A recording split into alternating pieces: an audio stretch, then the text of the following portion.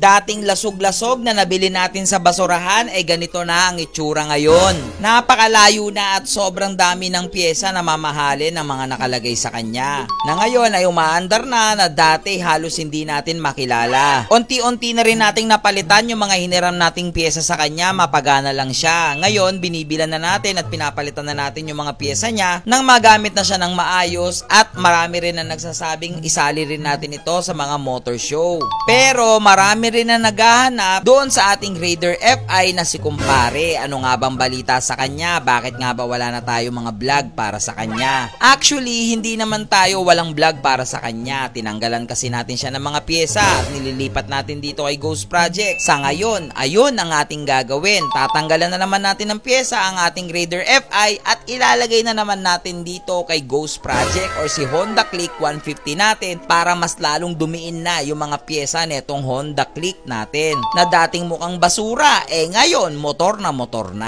Madami ang nagtatanong dito kay kumpare kung kamusta na nga ba siya. Ito, nakatambak dito sa gilid ng bahay namin at nilalangaw na at ginagagamba na. Kung makikita ninyo, wala na siyang braking system dito, wala na yung lever, wala na po yung master at wala na rin yung mga iba niyang caliper. Lahat po nilipat na natin kay Ghost Project.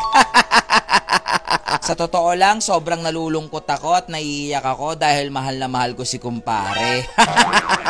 Joke lang po, pero ngayon, kumpare, pasensya ka na, may tatanggalin na naman ako sa'yo. Ito yung mga switches mo, lahat ng Daytona, tatanggalin na natin sa'yo dahil pinagbabawal ka na sa Malaysian Expert. Sa totoo lang, mabigat sa damdamin ko itong ginagawa ko sa'yo, kumpare. Alam mo naman kung gaano kita kalab na lab. By the way, sa mga may gusto netong all-in stabilizer natin, binibenta ko na po yan. Baka gusto nyo po, PM lang po kayo. Ito na nga, baklasan time na tayo. Tanggalin na natin yung mga pyesa dito ni kumpare para lahat ng Daytona natin, switch, quick throttle at yung mga grip, lahat yan matanggal na natin at ililigay natin yan kay Ghost Project. Tatabi muna kita dyan, kukumutan muna kita, huwag ka mag-alala, meron akong sorpresa sa'yo. Magsasanla lang muna ako ng isang kalabaw at isang bibe.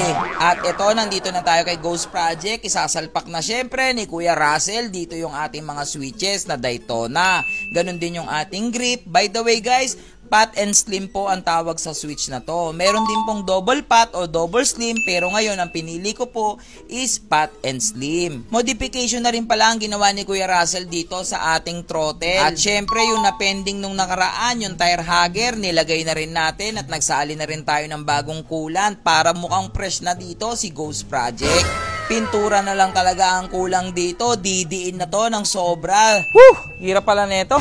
Pagod si Kuya Russell. Anyway guys, ayan na siya.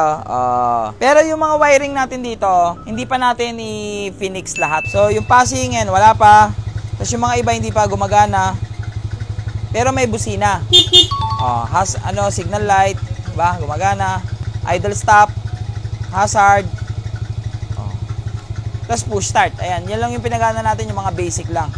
Pero syempre, pinaka the best, quick throttle, quick throttle. So yung mga ka-Lucifer natin, para mas makita niyo na maayos ngayon yung tindigan ni Ghost Project. Lalo na naka-tire hugger na siya, mas makikita niyo ngayon yung haba niya, yung pagka 2.5 nung engine support natin. Pasukan muna natin ng montage. Agora só